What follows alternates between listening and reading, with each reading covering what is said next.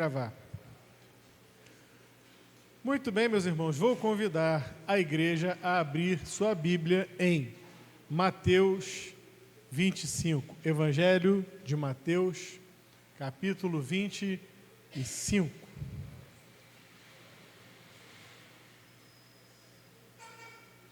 Estávamos cantando esse último hino agora, né? Cristo, Cristo, já confio em teu nome, em teu poder. E o nome de Jesus, como de vez em quando eu gosto de dizer, né? Gosto de lembrar, o nome de Jesus está na boca do povo. E muitos por aí recebem e fazem questão de receber Jesus como seu Salvador. Mas há, como eu gosto também de lembrar sempre, um aspecto do nome de Jesus, que é um aspecto que me parece que tem faltado a esta geração, que é o aspecto do Senhor Jesus ser Senhor. Jesus não é simplesmente o nosso Salvador, Ele é o nosso Senhor.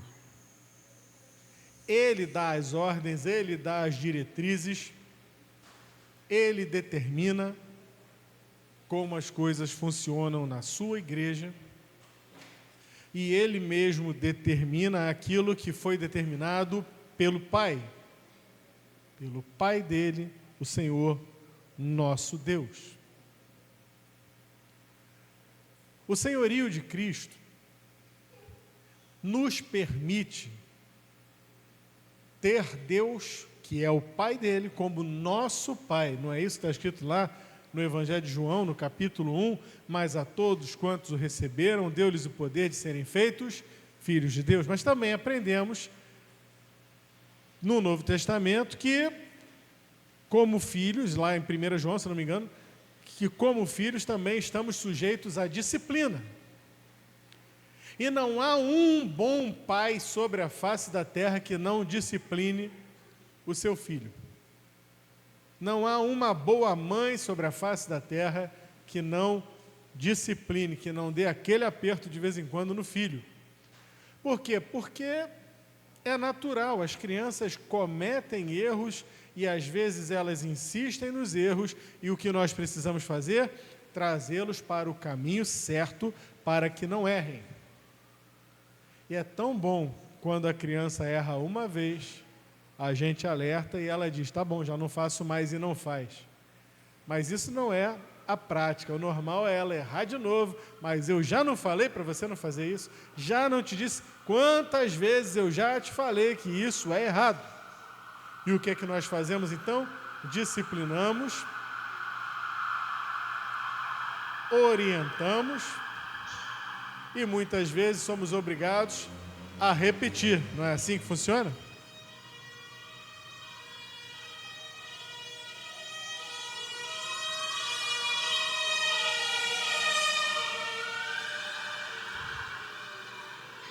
Deus abençoe os bombeiros nesse atendimento que eles vão fazer e também aqueles que estão precisando deles nesse momento. Amém, meus irmãos? Ore por isso, esteja em oração aí, porque não é fácil. Domingo à noite, precisar de um atendimento de bombeiro. Mas vamos voltar aqui então. Então estamos falando de disciplina, e foi até interessante o bombeiro passar, porque o bombeiro ele é militar, e o militar ele vive uma vida de disciplina dentro do quartel. Não é isso, pastor Marcos? Confere com o original? Dentro e fora. Obrigado, me corrigiu, tá certo. Já me disciplinou. Então, o pai, a mãe disciplina. Dentro do quartel, o homem é disciplinado. Na hora que o bombeiro vai fazer esse atendimento que ele está indo fazer agora, ali não tem como. O soldado está sujeito ao cabo, o cabo está sujeito ao sargento, o sargento está sujeito ao tenente, o tenente está sujeito ao capitão e daí para cima. Sim ou não? Porque se não tiver, meu amigo, se não tiver, cada um for fazer o que quer fazer, nada vai dar certo. É preciso que o subordinado siga e confie nas ordens daquele a quem ele está subordinado, sabendo que ele tem preparo, ele tem uma visão para que a coisa aconteça da melhor forma possível. não vai o bombeiro fazer um atendimento sem a sua máscara de oxigênio, sem chapéu. Não, mas eu vou ali rapidinho e atendo. Não, senhor, tem que colocar todo o paramento, é para a sua segurança. E não é o que a gente faz com os filhos também? Na hora da orientação? Não bota o dedo na tomada. Não coloca o garfo na tomada. Pastor Marcos não é desse tempo, não. Mas deixa eu contar uma para vocês. A minha mãe, que está ali, ela vai ficar bem quietinha, não vai falar nada. Minha mãe uma vez comprou numa feira, hein, Helena, escuta essa. Uma vez ela comprou na feira um gafanhoto de madeira, feito de madeira, e as pernas do gafanhoto, ele não tinha as 8 pernas, ele tinha 4 pernas, que eram de uns arames trançados. Então, você apertava o gafanhoto, soltava, ele pulava. O bonitão aqui tinha mais ou menos a idade da Helena nessa época. Achei legal, brinquei com o gafanhoto, ele pulava, que bacana, que legal, que divertido. Aí eu vi aquelas perninhas de metal assim e falei, legal, parece até um negócio de botar na tomada.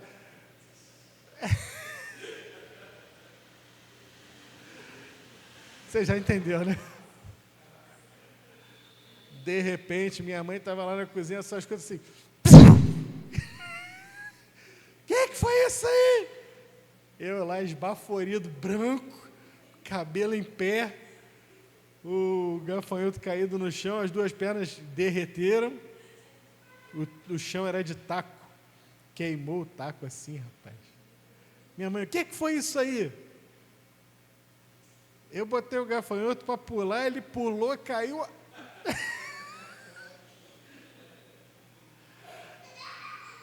Nem a Helena acredita nessa história.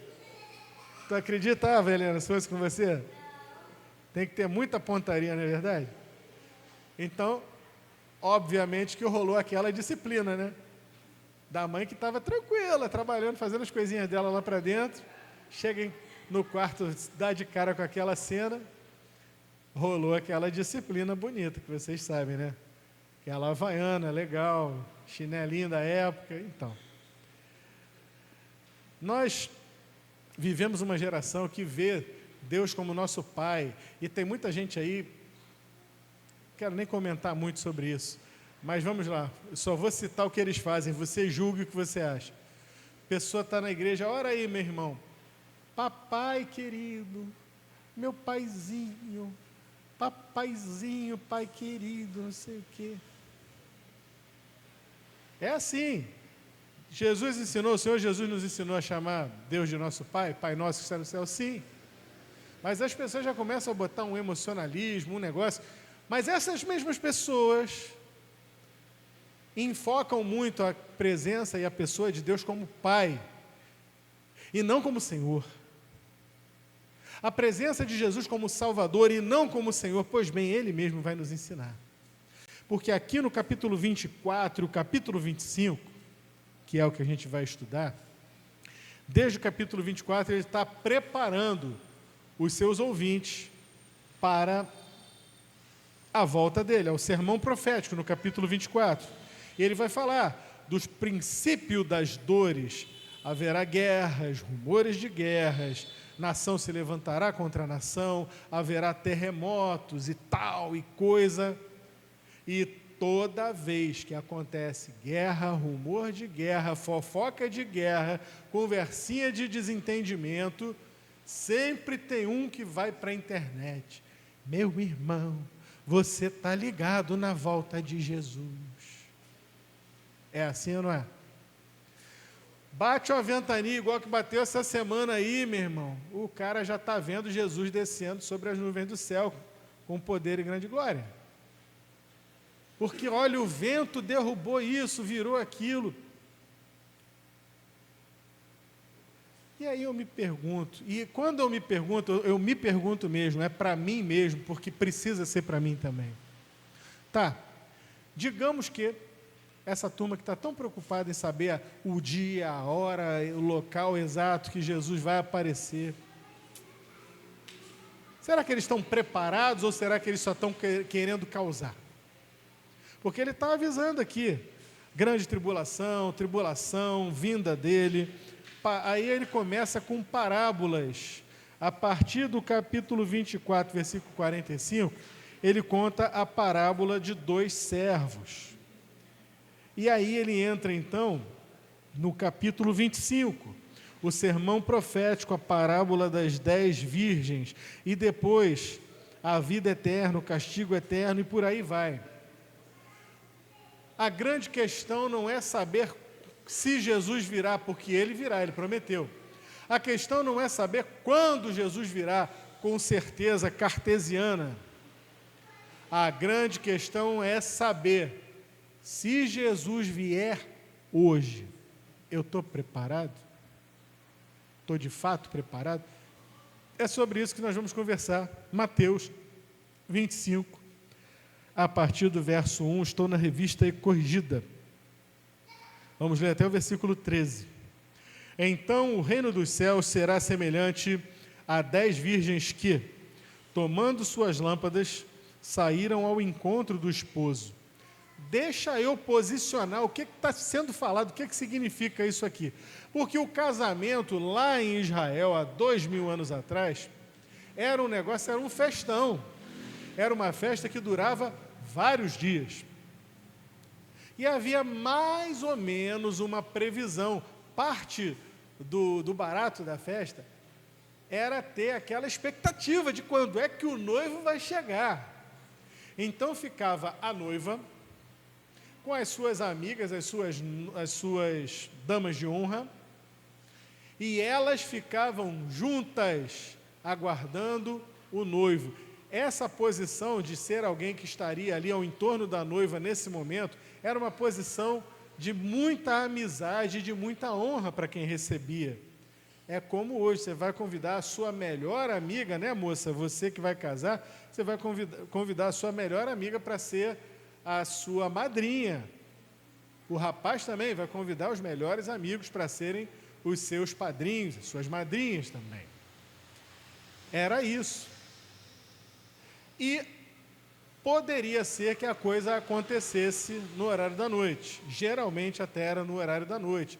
E saía uma procissão. Lembrando que na Palestina, nesse tempo, não havia grandes cidades. Havia Jerusalém, né, Jericó. Mas o normal era que houvesse pequenas vilas, com 200 habitantes, com 300 habitantes. Então era uma festa que envolvia toda a vila.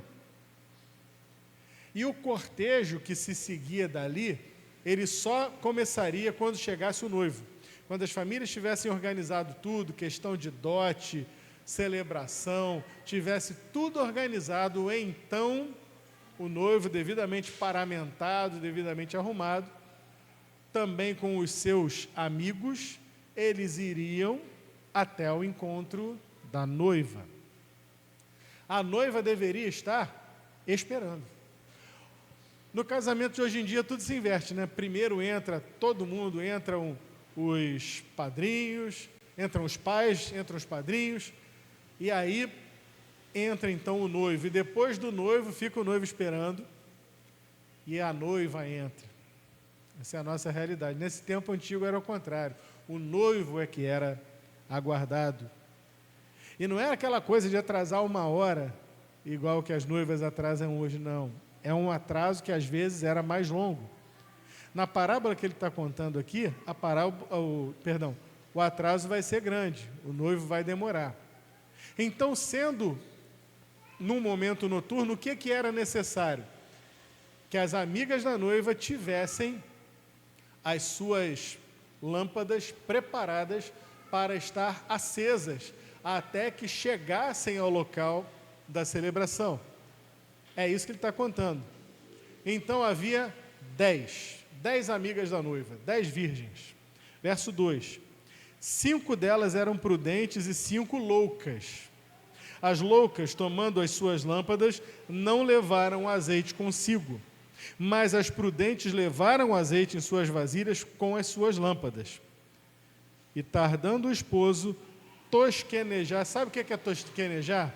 Tosquenejar é quando você não aguenta mais, fica assim, cabecinha pendurada, o olho piscando, você não quer dormir, mas já está dormindo. Isso é tosquenejar.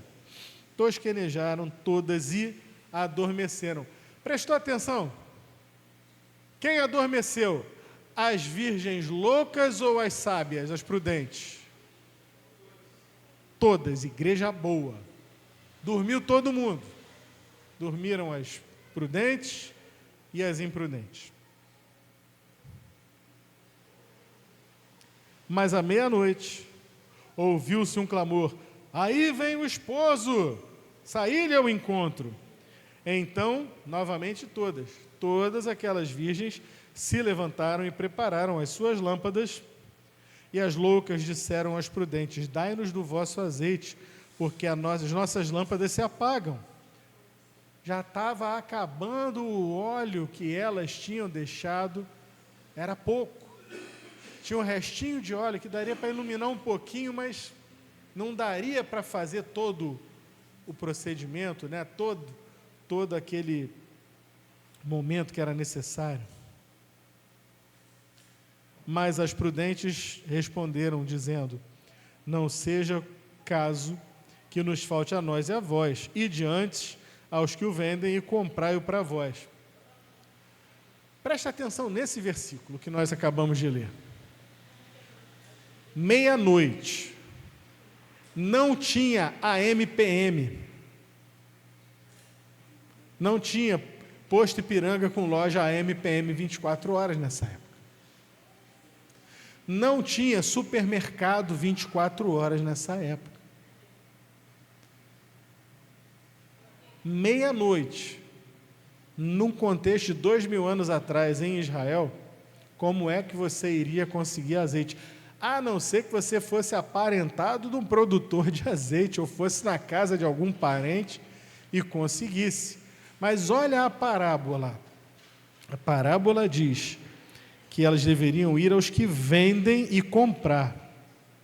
E tendo elas ido comprá-lo, chegou o esposo, e as que estavam preparadas entraram com ele para as bodas, e fechou-se a porta. E depois, chegaram também as outras virgens, dizendo: Senhor, abre-nos a porta. E ele respondendo disse: em verdade vos digo que não vos conheço. Vigiai, pois, porque não sabeis o dia nem a hora em que o Filho do Homem há de vir. Senhor, nos alimenta nessa noite. Fala conosco em nome do Senhor Jesus. Amém. Amados, é uma parábola estranha para esses nossos dias,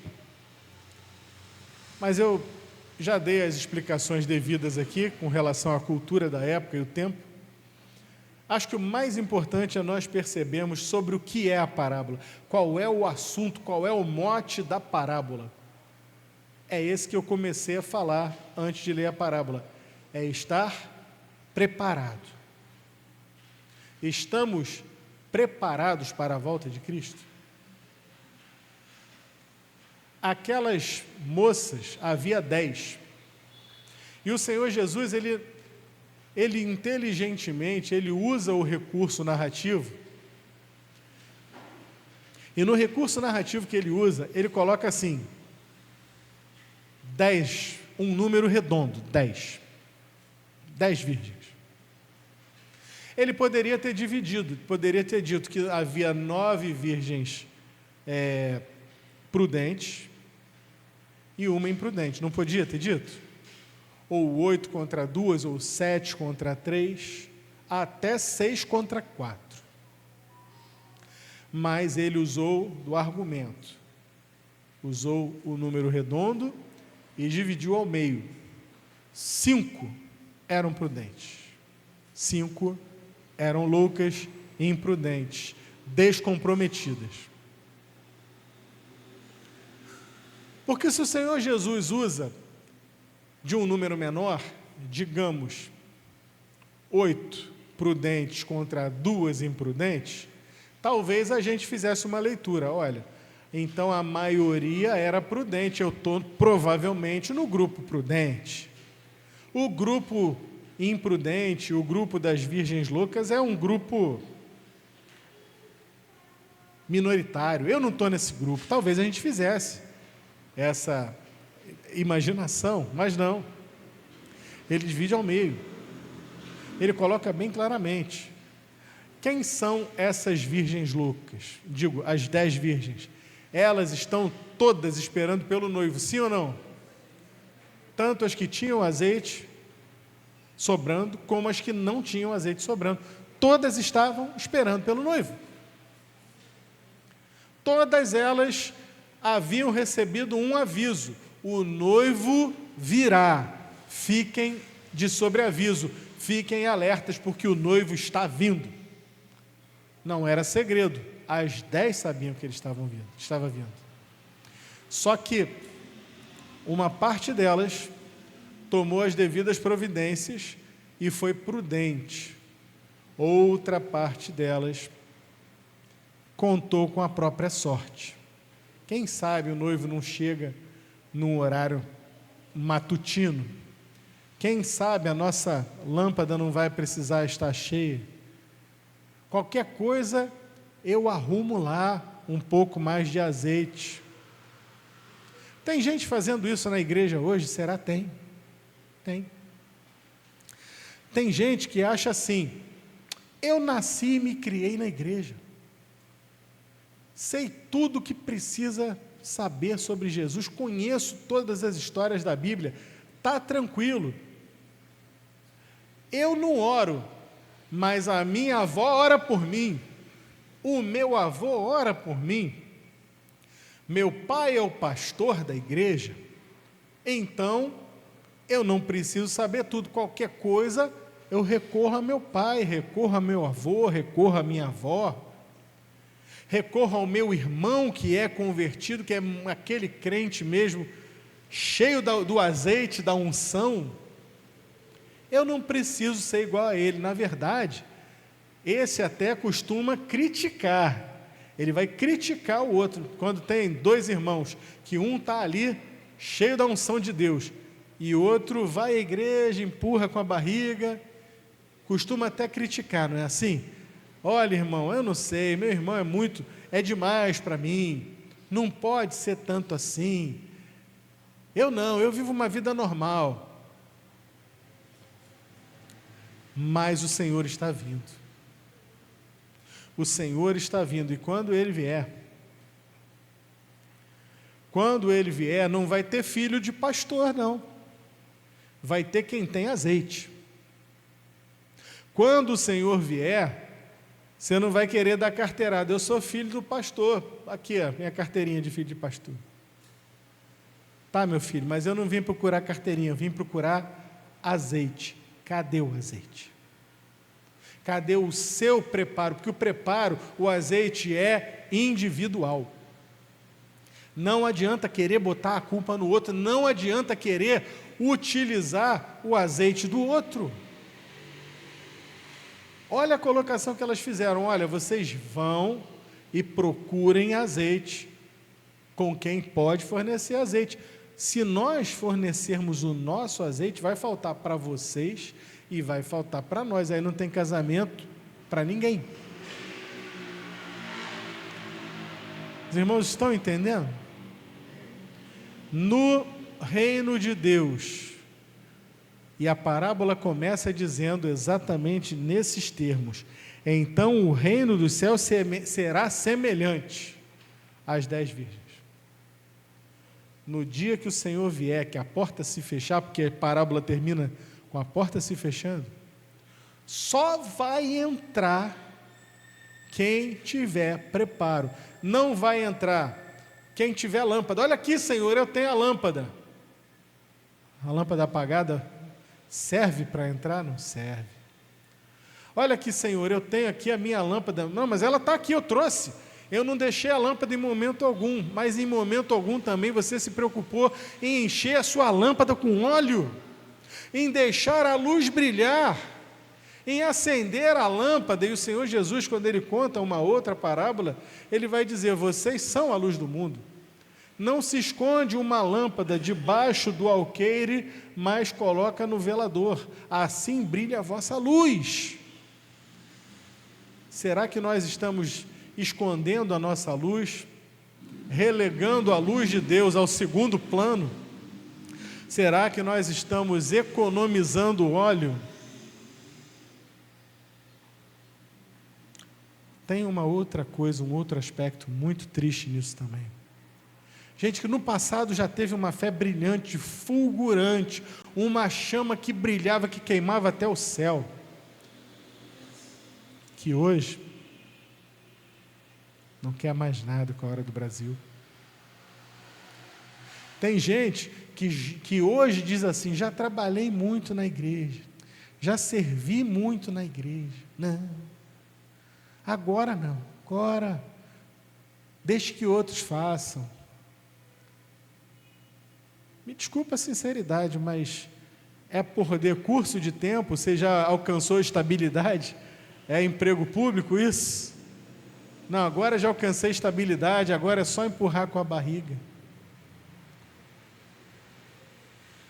Queria te dizer que o Senhor Jesus, Ele não parou para empurrar com a barriga, não. Ele foi até a morte, e morte de cruz, comprometido com a tua salvação, com a minha salvação. Você acha que todo dia, exatamente todo domingo, você acha que eu tenho vontade de estar aqui em cima pregando? Você acha que o pastor Marcos tem desejos ardentes, espirituais, de todo domingo, não tem um dia que ele não esteja mal, que ele não diga: hoje eu queria ficar no meu canto, estar na minha? Você acha?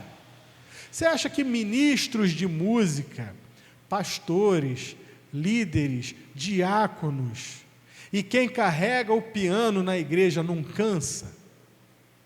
Cansa, a gente cansa também. A gente cansa. E infelizmente, eu vejo muitos se escondendo. Você quer ver o melhor lugar para um crente se esconder? Para ele pegar a lâmpada dele, esconder, deixar bem quietinha no canto, sem saber que a lâmpada dele está vazando o óleo que deveria estar ali dentro? Lugar maravilhoso para o crente se esconder. O dia que você quiser se esconder, você vai para lá. Uma igreja grande. Pega uma igreja grande mesmo, 1.000, 1.200, 1.500, 2.000 membros, vai para lá. Lugarzinho bom é igreja grande, para escorrer o óleo da tua lâmpada. Porque você vai numa igreja grande com 2, 3 mil membros, tem 50 pastores sentados, fazendo nada. Tem 80, 100, 200 músicos sentados, escondendo o talento. Numa igreja muito grande, você vai encontrar gente que você vai conversar e vai dizer: eu já fui líder de ministério, eu já fui diácono, eu já fui. Igreja muito grande é um museu de gente que já trabalhou na igreja e que está deixando o óleo escorrer. E nós, irmãos? E nós? Nós vivemos uma outra realidade. Nós vivemos uma realidade de uma igreja pequena. Nós vivemos uma realidade de uma igreja que é, além de pequena, a nossa igreja está idosa. E num contexto de uma igreja pequena e idosa, às vezes a gente desanima também. Porque são sempre os mesmos fazendo sempre as mesmas coisas. Então, são sempre os mesmos tocando, são sempre os mesmos no ministério infantil, são sempre os mesmos trabalhando, organizando, ajudando, trabalhando na igreja. E isso também acaba pesando sobre a vida de todo mundo. Mas uma coisa eu te falo: os que estão trabalhando, esses que se cansam, que são sempre os mesmos que estão trabalhando, estão colocando óleo na sua lâmpada. Estão colocando óleo na sua lâmpada. E quando o noivo chegar, amigo, vai ter óleo ali. Daquele irmão que está trabalhando, daquela irmã que não desiste de trabalhar, de servir na casa do Senhor. Agora, os que estão encostados, sentados eternamente em berço esplêndido, tinha até uma frase parecida do Raul Seixas, né? Eu aqui não me sento no trono de um apartamento com a boca escancarada, cheia de dentes, esperando a morte chegar. Parece que tem crente que está vivendo assim, pastor Marcos. com a boca escancarada, cheia de dentes, esperando a morte chegar, sentado no trono de um apartamento. Que Deus nos livre disso. Vamos colocar óleo, meus irmãos, vamos colocar óleo, porque nós não sabemos como e nem quando, mas nós sabemos que Jesus virá. E quando Ele vier, não sou eu, é Ele que está dizendo o quê? Que não vão entrar as virgens loucas. Em verdade vos digo que não vos conheço. Ele não conhece quem não tem óleo.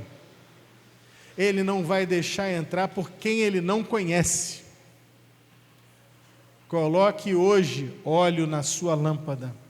Acenda hoje a lâmpada do serviço na casa do Senhor, na sua vida. Acenda a lâmpada da leitura bíblica. Não é da leitura bíblica para simplesmente ler e dizer, já li meu capítulo hoje, valeu. É leitura e meditação. O que Deus quer falar comigo?